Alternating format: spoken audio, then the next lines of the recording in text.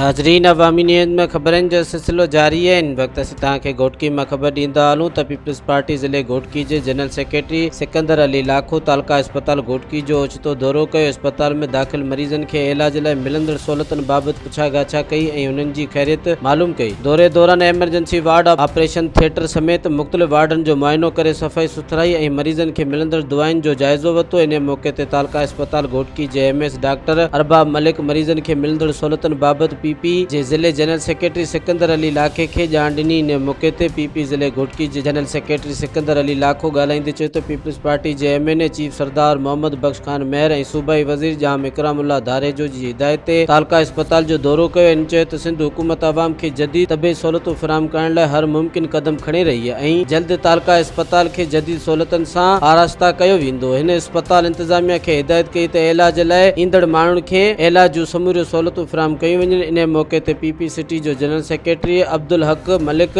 MS Mirpur Mathelo, doctor Zulfiqar, district health accountant मंजूर अहमद ऐं ॿिया मौजूद हुआ। मज़ीद खबरों और तफसीलात के लिए विजिट करें हमारी वेबसाइट www.awamiNewsHD.com।